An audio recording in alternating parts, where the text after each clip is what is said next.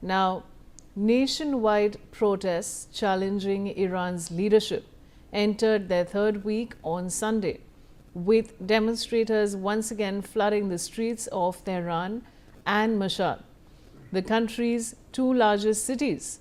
Iran's parliament speaker Mohammad Bagher Ghalibaf has reportedly issued a sharp warning to the United States and Israel, saying both would become legitimate targets if Washington launches a military strike on Iran as threatened by US President Donald Trump.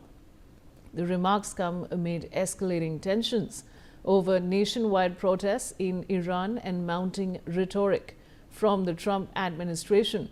Reportedly, during a session in Iran's parliament, Ghalibaf said Israel and US military and shipping facilities would be targeted if the US attacks Iran.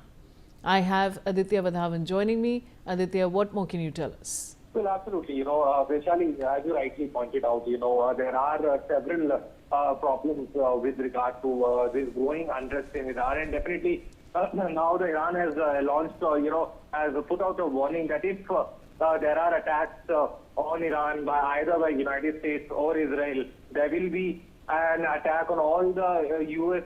bases in the Middle East and in around the region. So definitely, last time also, when U.S. bombed the nuclear facilities of Iran at Fordo, Isfahan and Natanz, post that Iran launched hypersonic missiles on the U.S. Al Udeid Airbase in Qatar. Due to this, there was diplomatic fallout, between Qatar and Israel also, because Israel also had targeted some Iranian installations in around Qatar. So definitely, at this juncture, there are concerns as to how these protests these Iranian protests that are ongoing in many Iranian cities and provinces, whether this has an ability to escalate further, and will there be a full-scale regional, partial regional war if U.S. decides to attack Iran. Vishali. Stay with me, Aditya. Now, meanwhile, Iran's Mashhad is fully blocked off for a second straight night as crowds flood the streets. More than 100,000 anti-regime protesters are reported to be out, overwhelming the city. They're blocking major roads and setting fire across neighborhoods. Aditya, back to you for more details on this. Described it, Vaishali. Definitely, this is not looking so very good.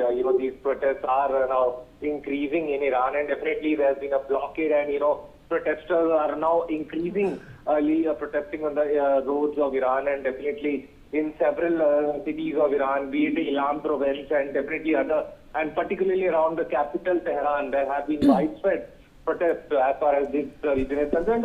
It is concerning at this juncture as to what lies in future for the entire region, because it has ramifications for all the neighboring countries as well, because Middle East is something is very, very important region. If we talk about, already there's an oil crisis, post Venezuelan, the capture of Venezuelan President Maduro by the U.S. President Donald Trump. So indeed, at this juncture, there are several geopolitical, scenarios that are giving fuel, that is very, very concerning if we talk about this Iranian protest.